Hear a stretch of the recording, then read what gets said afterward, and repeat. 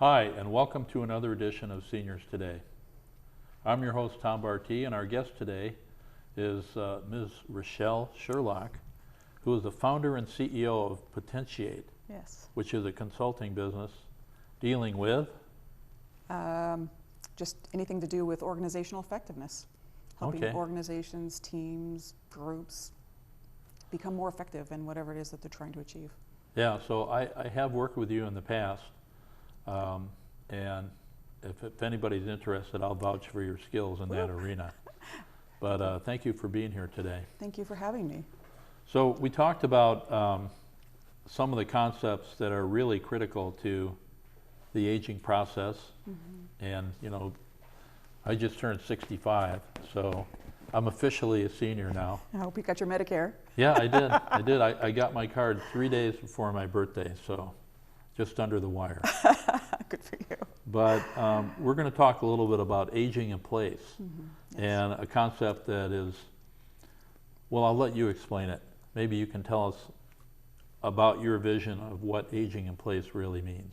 Sure. So just for a little background, I spent a lot of time working as a consultant to the Senior Coalition of Solano County. And in that time, 11 and a half years, I was a co-founder of the coalition as well. And in that time, I ended up doing a lot of research on aging and aging issues, and became keenly aware of issues and ways and factors that could affect our quality of life as we age. And one of those things really comes down to this notion around aging in place. And so aging in place basically is, you know, I like to define it as that you are at choice to stay in your home, to stay in your community, to age and maintain your independence and, you know, be healthy, have that quality of life. You know, it could mean staying at a assisted living facility if you wanted to go there, but it's really that you actually have the choice, and it helps you maintain quality of life. So I became keenly interested in it because I didn't have grandparents in my life growing up, and I didn't understand what it took to really kind of prepare for a better quality of life as I got older. And yeah, so I'm very passionate about this issue. Oh, that's cool. I was thinking earlier, thinking about the show today, that a lot of people as they age are kind of in denial. That, you know, I'm 50 years old and I'm invincible. I've always been able to do anything I ever wanted to do, and it's going to always be that way. Yeah. But I know that there's some point in everybody's life where you start to realize, oh, wait a minute, I need to reevaluate this and come up with a different game plan, because the way I have seen the world and viewed the world and interacted with the world, it's not going to work the same anymore. Right. And so I totally get the idea of having to make that adjustment, and aging in place is an important component of that. You know, I mean, to be honest, like, I think I'm still in denial. A lot of people are still in denial. If you think about it, if you feel good, if you're healthy, if you can meet and make ends meet, you know, basically kind of some financial security, you've got a good social life and quality of life, it's hard to imagine that that might change as you get older, especially if you experience health in, you know, in your 40s and 50s and 60s. It's hard to anticipate that that might change, or that your financial situation might change. Yeah. And, you know, I think a lot of us fall into that denial Yeah. category. And then in a way, it kind of stands in your way of some of the advanced planning that you need to do, so Yes. that you're financially secure, Yeah. you have a decent place to live that's affordable. And you know, we make jokes about what really is affordability, because in California, it's hard to find anything that's affordable. Right. But anyway, what are some of the basic precepts of aging in place? Are there like 4 categories that define it, or? Yeah, so I think it's best to think of aging in place as these kind of dynamic interacting factors. And when I say dynamic interacting factors, what I mean is there's a lot of factors that contribute to our ability to age in place. Those factors interact, or they're dependent upon one another, so a change in one circumstance might affect your ability in a different circumstance. But if we put it just into two buckets, there's environmental factors, and for me, that's just broadly anything that's outside of my immediate physical or ability, income, personal kinds of choices that I make. So it would be like the community we live in, for Bay Area, for example. We live in the Bay Area. It's one of the highest cost of living locations in the United States. And there's a lot of positive things with it, but it also means that it's really difficult to afford living here if you are on a limited income. And it's interesting, so in this affordability piece that you were talking about, there's the affordability is really related to your ability to pay or my ability to pay, right? So it could be affordable for you and me, but for a lot of people, it's not necessarily affordable. One of the things that when we think about it, so there's a lot of like apartment complexes, and they'll say that they're affordable apartment complexes, but right now in 2018, the fair market rate is for a one bedroom is $1,100 roughly for a one bedroom apartment. And well, that could be very affordable for you and I. An affordable housing complex can get away with the title affordable housing if it's like $50 less than fair market rate. So now we're talking about $10,000 or $1,050. It's not really affordable, right? So it's deceptive in that way. And then if you're living on a retirement income or just Social Security or supplemental security income, now all of a sudden, you know, what you have to pay for rent is vastly reduced and impacts your ability to find anything that you can actually live in here in Solano County. So affordability can be a house, it can be rent, it can be, I guess, when you get older, maybe congregate living and something like that. Yeah. So let's say you have that settled and that established and you're okay there. What are some of the other things you need to think about? Is it interaction with other people? Yeah, absolutely. But before we leave the affordability piece, I think there's an important thing here that a lot of people, professionals who retire early and they still have a mortgage, right, on their home. So just because you own a home, if you still have a mortgage on your home that you're paying and all of a sudden now you reduce your income to a retirement income, you know, you're not going to have as much to pay for other kinds of expenses. And so I think that people need to think about that before they retire, if they have choice in when they retire. Is my mortgage paid off, right? So if I don't have a mortgage and I'm just paying insurance and interest and home maintenance, then it's not going to take as much income for me when I'm older and retired than it will be if I'm also paying that mortgage. So that's one of the things to look at. So other issues really around health. So being able to age in place means I can, you know, I live in a 2-story home. I can go up and down the stairs, it's not a problem. I don't live really close to a bus stop, so I can get into a car. I don't have a problem because I can see, I, you know, have the physical coordination. So I can take care of all my physical needs in large part because I have the financial means and I also have the physical abilities to do that. But what people don't anticipate is that as they get older, they might begin to have some just natural kind of predictable health declines, like, you know, I need these to read. Yeah, so these declining eyesight, or, you know, we don't process things cognitively nearly as quickly. Our muscles begin to atrophy. And we're not even aware that those things are happening. And so if we're not paying attention to it now, earlier in our life, then we're going to end up experiencing some limitations in what we can do based on some of those natural health changes. But then there's things that would be unnatural, right? Not unpredictable, I would say, and that could be something like falling and breaking a hip, or having some other kind of injury, or having some real serious health issue that's debilitating, or a disability. And as soon as you have those health issues, not only is your cost of living going up, because you have to pay more for health care, even Medicare doesn't cover everything, so you have to pay more, and you have limited ability to get around, so you're relying more on services that might be available for you, and those services could cost money, and in many cases, like transportation, for example, it's a nominal cost in many cases, but it's still a big cost if now your income is low and you've got all these other kinds of expenses. So maintaining your health is really, really critical. And what's related to that is also really it's social engagement. And the reason I say social engagement is because so much of our health is tied up to our social lives. There's an incredible amount of research around you know, isolation and premature death, health issues, increased health issues.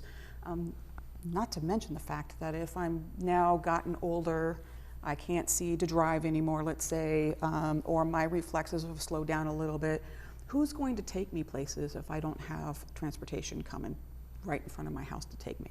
So now I'm going to rely on family or friends, or maybe a volunteer-based program like Faith in Action's volunteer-based program as an example.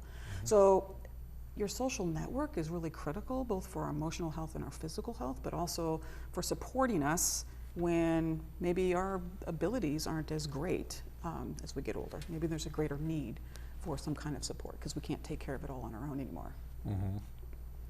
So that means interacting with your neighbors if you're in a neighborhood, or maybe you can't do that. Maybe it's at some point it's worth going to a place where there's multiple people living in the same building, and you can be part of that. If you can afford it. Yeah. Yeah. One thing a lot of people, in my experience, don't recognize is the senior center as a place for all kinds of things that could fill in the gap if you don't have that where you live. Exactly. I mean, so Vallejo has a very robust center, the Florence Douglass Center, and so I think people that live in Vallejo are very fortunate for that. Some of the other cities, Fairfield has a pretty robust senior center. They call it Adult Recreation Center, and then so does Vacaville, and I think Sassoon as well. So, but some of the smaller cities actually may not have that as much available. So that's where this livable community piece, this another environmental factor, comes into play. So if I need to have social connections, right, and to be engaged socially, part of that's me, right? Do I go and get involved in things? Do I go to church, or do I go to the recreation centers or the senior centers? Do I get involved in activities and events, whether I'm playing bocce ball or something else where I'm just being physically active and with other people, playing cards or whatever? So that's about individual choice. But what's related to that is then you have this, is there something available for me to engage in the community? And, when there is a senior center or adult recreation center available, and I can get transportation there, then that's wonderful, right? Because that feeds multiple aspects of what I need to maintain a quality of life and maintain my independence for as long as I possibly can. Are there counselors that people can go to that would kind of go in, somebody that recognizes they're at this transitional point in their life, and then get advice or get referral to resources that are available to be able to make sure that you're on the right track? Wow, counselors, not that I know of. There is Network of Care. I think it's an online web repository that has a lot of information. Solano County has it. And I think if you went to www.solanocares, that would probably get you there, or Network of Care. www.solanocares. Okay. And maybe .com, I think, or .org. I'm not exactly sure. Anyway, it has all kinds of tips, things that you can look at. You can do your own self-assessments, like, am I at risk for falling, right? Can I do an assessment of my home? Is my home accessible, meaning I can navigate my home without any injury, and I can navigate it freely. You can also look at things like finances, how do I manage my budget? There's also, I don't know about there in terms of social opportunities, but there might be some things like the Florence Douglass Center might be, for example, listed there, or the Benicia Recreation Center might have its list of things also on there. So those are, but counselors I'm not aware of. Maybe that's an opportunity for a new business. What do they say? There's like 10,000 new seniors every day in the senior tsunami. Yeah. And so, that's, people are recognizing that demographic, and it impacts everything. It does impact everything. From retail sales to traffic to all kinds of things, healthcare. Right. It's pretty incredible. Well, and it's hard. I think your point, if I hadn't done this work with the Senior Coalition and done so much research behind all of these particular issues, I wouldn't know what I know today. So I'm very cognizant of the fact that I need to make sure my mortgage is paid off before I retire. I want to make sure that I have a healthy retirement income. And I think largely I need to make sure that I'm physically active and I'm exercising and I'm eating well, you know, so I can maintain my health and my mobility. So that's critical, but I know this because I did all that work. To my knowledge, there's nothing out there. I mean, where would the everyday person who's in their 40s, 50s, 60s, 70s, or 80s go, what things do I need to be paying attention to? I think a lot of times they don't recognize it's something they should be planning for and preparing for until they encounter a problem, right? Oh, now I can't go up and down my stairs anymore because I'm no longer physically mobile to be able to do that, and I don't have the money to pay for a chairlift. So now I'm limited and kind of confined into a portion of my home as a result of it. That's not quality of life. That's not really maintaining your independence, and it's your choices are limited. So you might be still in the same location. I wouldn't call it aging in place necessarily, because you're missing the quality of life if you're confined based on those things. So yeah, that's a... Well, you think about it, your employer says, well, you put your money in the 401k, or, you know, you should be saving so much money. There's all, you know, the pension plans and that kind of thing, but people are only trying to prepare financially for it when there's so many other things to think about. And probably even insurance or stuff along the cost of health care. So the average annual cost of health care is about $5,000 for individuals 65 and over. So every year, roughly, you can expect co-pays, prescription medications, and I mean, you know, there's some people that have less than that, but on average. And you hit 85 and older, with women, 85 years older, they're looking at over $8,000 a year in healthcare expenses as just one factor that they have to pay attention to. Yeah. You know, so that's where I focus on health, because it's like, if I stay healthy, then maybe I won't have healthcare costs, and I can manage my expenses, because it's really around income to expenses, right? So I need an income up here and my expenses to be here. As soon as my expenses outrun my income, then I'm in trouble. And there's not really good solid safety nets out there for people who are in trouble. And that's the problem. So we have to watch that and look at all the things that could be expenses and that could impede our ability to maintain our independence. That's where community services, you know, livable communities come in. You know, if you have a walkable community, for example, you know, there's a lot of great kind of lower income senior apartment complexes in Vallejo. I know of several of them. And so the complex itself is fine, but they can't get down to the bus stop because there's, you know, the sidewalks have roots growing out of them, or chunks or cracks, so it's not safe, and so the accessibility becomes a factor in all of that as well. So that's where that intersection comes in with what's going on in the environment, city planning, et cetera. Well, I know that MTC, Metropolitan Transportation Commission, and ABAG, the Bay Area group of governments, are talking about One Bay Area. That's their program, and it's about walkable communities. And it's about transportation-oriented development, so that where people live, they also work, and there's also transportation right there. That's right. Which is a smart way of having urban planning. Right. So that's walkable communities. And livable. But livable, what I was going to ask, what are some of the other components, or what is the full definition of a livable community? So the components of a livable community would be things like the walkability, safety, right? So not only can I walk, but I don't have to worry about crime, getting robbed, those kinds of things. It would mean access to services, good transportation.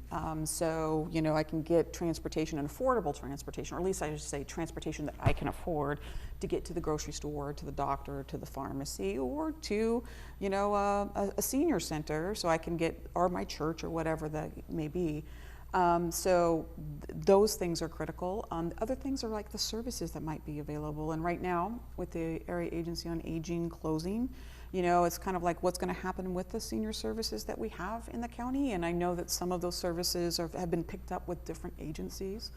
However, they were never enough to really meet the need. And, you know, that's that whole other thing that needs to be in place in terms of services to support people. There are a few, but we really could use more. Well, I got a lot of work to do. I got a lot of things to think about. So in your profession, or in your current career, I know that I've worked with you in with the Senior Roundtable as a facilitator. And can you explain to me some of the things that you do as the CEO founder of Potentiate? Sure. I would say, let me start with why I do it. I want to make the world a better place. And making the world a better place means that if I can help organizations achieve their mission and vision, and their mission and vision is for the betterment of community or the betterment of society or betterment of environment, then I want to be part of that because I feel like I can play one small part. So some of the things that I do is I definitely do facilitation, strategic planning. I actually do a lot of board assessment and development work. I did a tremendous amount of research, academic research, and then also within the practitioner literature on what constitutes an effective board. And I developed a comprehensive board assessment tool, and I work with boards. So boards, and this kind of related to the Area Agency on Aging, I think, a healthy, robust, strong, effective board actually can prevent some of the collapses that we've been seeing with some of our nonprofits locally. And so there's some of those services that drop away. I do leadership development, organizational assessment and development, looking at structure, looking at systems, looking at engagement, all of those things, and process improvement. Really are, but for me, it's really looking at a what's going on in the environment, environmental forces, what's my vision, mission, what's my strategy, right? And does it make sense given those environmental factors? And then what's the leadership that's going to really rally people toward the direction, and being really clear in your defining your goals and the processes to get there, and supporting people to do their part to make those things happen by removing barriers and encouraging them and calling out the best in them. So there's all kinds of different executive coaching, all kinds of things that I do in that context, but it's really around making organizations and groups, departments more effective. Do you have a website, or do you have a phone number? Oh yeah. If people are interested in getting more information? Sure. My phone number is 707-718-5637. And my website is www.potentiate.llc.com. That's POTENTIATE.LLC.com. And just as an aside, potentiate means, it's a verb, and it means to increase the effect, power, or potential of something. So my work isn't about giving something that isn't there. It's about helping groups and individuals release their own inherent potential and power to make things happen that they want to make happen. Or you can reach me at. So are you limited to a geographical area where you do your work, or is it anywhere that anybody needs you? Or No, I work. I work a lot in the Pacific Northwest. I have multiple clients up in Washington, in the Seattle area.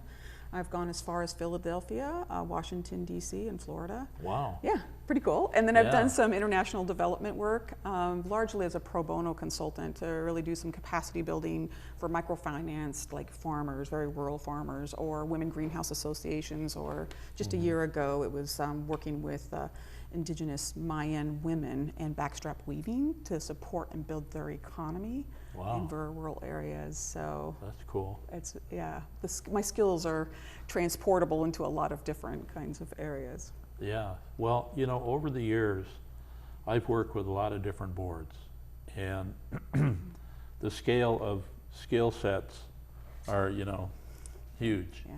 People are totally unqualified to people that are overqualified on boards, and one of the things that that has occurred to me recently is that it seems like there's not enough emphasis on educating board members on what they're responsible for, maybe giving them better background in finance so they can make financial decisions, teaching them how to do long-range planning, and we talk about certain boards that may have failed for one reason or another, but a lot of times it maybe is because they just never had the benefit of that kind of training. They don't. My experience with nonprofit boards in particular is that nonprofit boards generally don't understand what their roles and responsibilities are. There's legal and fiduciary responsibilities that they have, and they don't fully understand them. They might kind of have like a superficial understanding of it. And even if they have a full understanding, they don't know how to go about executing their role and really creating an effective partnership with the executive director to make sure that they're doing what they need to do to keep the organization vibrant and healthy and solvent. Yeah, and also having been on a lot of different boards, I know it's hard to find board members. That's true. And so the first thing you go, well, what's the time commitment? And they go, oh, we just have one meeting a month. And so they go, oh yeah, I have an hour a month I can give away, Yeah. but wait a minute, being on a board is not just the meeting. It's everything else related to it. Right. And so people are kind of fooled into it to join sometimes, but I think people don't realize the true commitment of what they're getting into when they get on a board. Right.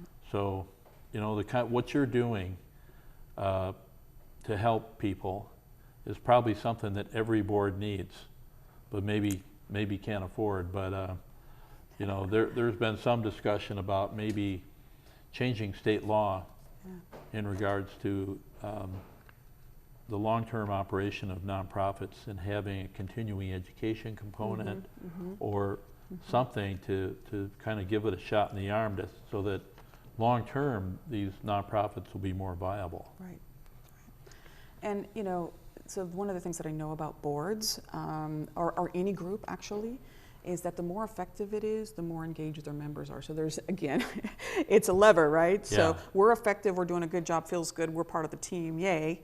And it doesn't matter if I have to do a little extra time. Of course, your time isn't as, it's more impactful, you know what I mean? It's really targeted and it's useful. It's not just wandering all over the place.